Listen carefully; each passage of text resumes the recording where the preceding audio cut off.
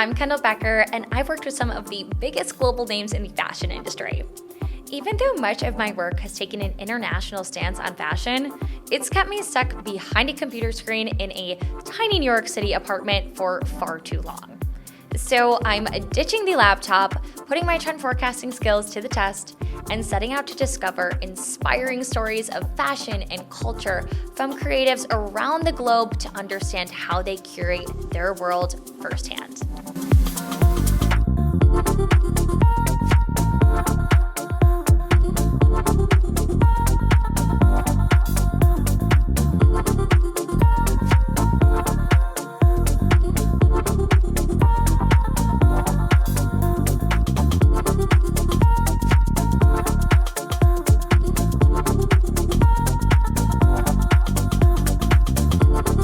This is Costa Rica.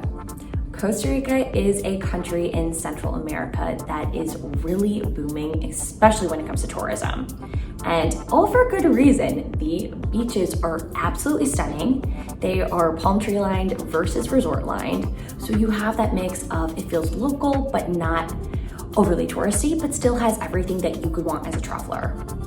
Not only are the beaches beautiful, but if you're a surfer, which I am not, I wish I was, it ranges from waves that feel beginner to well advanced. So there is really something for everyone when it comes to the beaches. And aside from that, going inward, there is so much beautiful nature to be seen. From mountains, jungles, hot springs. But something that's so incredible about Costa Rica is that tourism is really ingrained in the culture, but you will feel so welcome and learn so much from the locals. What I took away most from it is this Pura Vida lifestyle. This is the country motto. You will see it written everywhere. People will be saying it nonstop, and it's really beautiful. It means to live simply, which is a concept that I don't get often in New York City. This concept of Pura Vida applies to so many different things, which is what I found fascinating. Like, yes, it's ingrained in lifestyle. It's also applied to business or the way that you eat and nourish your body, and even the way that you dress, which is something that, of course, I found incredibly fascinating. When you're applying Pura Vida to fashion, I really learned so much from the local businesses there. Searching for the way that this was reflected in fashion, I found Araya Boutique. They had just the most beautiful garments that not only looked stunning, but the way they were produced was so careful, so thoughtful. From ethics to sustainability and the choices in fabrics, it really was reflective of this mentality of Pura Vida and embracing that. I connected with the founder, Gael, to really hear her take on this mentality. What about the Pura Vida lifestyle per se? What is more intriguing about that? And also, for the viewers who haven't lived here, what does that entail? What does that feel like? For me, what it entails, I guess it's different for each person, but what I love about the Pura Vida lifestyle, it's basically that just people need so little to be happy, and just the thought of enjoying the moment and being present. And I think that's what really kind of the feeling of living here just makes you feel that way. It's very grounding, and people are, I don't know, real. I totally feel that. That was actually one of my biggest reasons of why I wanted to come here from New York. It's like, I need to learn how to chill. I have no idea how to do it. And it has been an absolute challenge to try to adjust to it, but like a very well-needed challenge. And then how are you infusing that sort of lifestyle into your store? That's an excellent question. So we're working right now with a designer that she's actually from Argentina, but she has her exclusive line now. She's exclusively working with us. That's amazing. Here in Costa Rica, but she does send some clothes to Tulum and also to Ibiza. Okay. And she other great locations. Yes. Okay. Amazing. Great places to be. So I'm super happy, and everything she does is basically her style is very modern, very simple, yet no stamps, and but it's also like super comfortable, and what I like it, like most of the models she makes fits all the bodies, so I also like what she does. So cool. I love garments like that where like it's a little bit of, you built something and now all of a sudden it's like beautiful and fitted, but you don't have to. You could throw it on at the beach and it fits anybody in any lifestyle. That's really cool. What do you think about like the way of dressing in Tamarindo or Costa Rica? Like, what are things that are top of mind when a woman's getting dressed in the morning? What is she thinking about? I think it's mostly like, especially living here, you think about being comfortable and just something that won't make you sweat as much. It is so damn hot. It is very hot all day, every day. And it's just like people, well, you can see me, I don't really wear any makeup, and like people here don't really wear any makeup, and I kind of like that look where like I used to live in a big city and girls would like go out and like just have so much makeup and like just overdressed for everything and very high heels, and here you go out and you see people like wearing sandals or flip-flops. You'll never like, you occasionally see that weird tourist that thinks that she can wear high heels in these dirt streets. Literally me, I packed like my Manolos ready to like go out.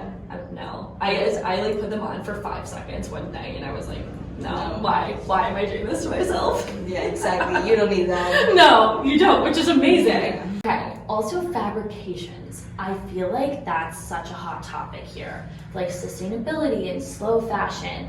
When I first came here, I assumed that would be part of the conversation, but I feel like it's, a really leading part of fashion here. No, for sure. I think Costa Rica is very forward towards everything that's like green, and they try to take care of like everything, like the planet, the streets, and I think, but we obviously try to support the same thing in the fashion industry because we know how much it wastes, and it's like one of the worst. So I think it's really important for us also to try to work with stuff that we know where it comes from, and we know the process of like the people who are making them. For example, the sandals are handmade by this guy in Argentina, and he does it with he uses leather, which maybe is not the most eco-friendly product, but for me, I think of like just consuming in a responsible way. That's like I think that's the best way to approach buying anything. It's, for example, if you buy something that maybe is not the greenest thing, obviously, but then it's something that's gonna last you a lifetime, then is it worth it? Obviously it's worth it, because maybe you buy something that it's like, oh, maybe because it's cheap or whatever, but that's the point of like, you know who you are supporting when you're buying these, and like, you know the process on how it's being made, and I think that's like, for me, the most important part. I completely agree, and I think that's a huge part of the sustainability conversation that is often overlooked, is ethics. It's like, how is it actually being made? Because you can talk up vegan leather all you want, but if it's in a horrible factory and being doused with chemicals, then it's not sustainable at the end of the day, and far, far from ethical. Yes. So if you're embracing this Pura Vida lifestyle, the most important part of your day isn't necessarily work. And honestly, I'm kind of here for that. Something that I loved about being in Costa Rica and Tamarindo specifically was this sunset culture. So every day at sunset, you could see the town would just flock to the beach, have drinks going, music going, ready to watch a sunset and just connect with your friends and family after a long day. It was beautiful and definitely the highlight of my days. So to dive more into the nightlife culture here, I connected with Liz from Costa Agave Bar, and she just has an incredible story. She is from Canada, had a good portion of her career here in New York City, and then found her way down to Costa Rica, where she learned about jungle mixology, agave, and all these just incredible things. So you can just guarantee she has a fascinating point of view. Case in point, she is incredibly cool and has a fascinating point of view. Let's kick it off. Tell me about the backstory. How did you end up here? You're originally from Canada, and now you're from Costa Rica. what's the story with that? I've been living in New York for some years, and I got a 3-month contract to come to Costa Rica to work in a hotel. Okay. Hotel Belmar in Monte Verde. I've heard of this place. Yeah. Okay, amazing. So I went down originally to work on their cocktail menu and change things up, and when I had to go back, it was February. And who wants to go back to New York in February? I absolutely do not, hence why I'm here. Yeah, Okay. So I started seeing what other work I could do, what other contracts I could do, and I found that there was a big need for mixology and bartending and restaurant concept creation, that sort of thing. So I just made it work. That's amazing, and I can totally see the need for that because there's such this nightlife culture here, but I feel like craft cocktails are just really well done and creative, just like having a great drink. It's kind of harder to come by. Absolutely. The agave bar, the idea behind it is that we'll be incorporating tequila, mezcal, and other agave spirits because if they're from a different area or even a different country, they wouldn't be able to be called tequila or mezcal. Okay. Which will you differentiate? Because I feel like it's a common thing that I've heard these terms, but not everybody knows what the distinction is. So it's a bit like wine or champagne. Okay. If it's not from the Champagne region, it can't be called champagne. It Okay. must be sparkling wine. Right. And that's kind of the same thing for tequila. It needs to be from Jalisco and or very specific other regions. And it needs to be made from one kind of agave. There's about 210 kinds of agave. Okay. And then I guess mezcal is from other states of Mexico, but everywhere in Mexico is kind of producing agave and making their own spirits out of it. So while Tamarindo is the go-to for nightlife and learning to surf, I made my way down the coast where things really amped up a bit. So this party scene is a whole other level and the surfing is too. Santa Teresa, the jungle backs up right onto the beach. I kid you not, monkeys everywhere. They're talking serious waves down there. There is an incredible health and wellness scene, but there is also so many parties, you just have to look for them a bit in the jungle. And don't let the jungle parties fool you. This is a chic spot. There's incredible culinary scene there. A lot of celebrities are buying houses there. Honestly, it feels like Tulum a la 2016, so I highly recommend getting there before it completely blows up. Surf culture used to really predominantly be ran by men, and so finding a swimmer that was stylish but also practical was such a challenge. And coming from New York, that's definitely something I never thought about. So I connected with Veronica from Jacoco Swimwear, and she talked all about how this is changing and how she's integrating this into her business.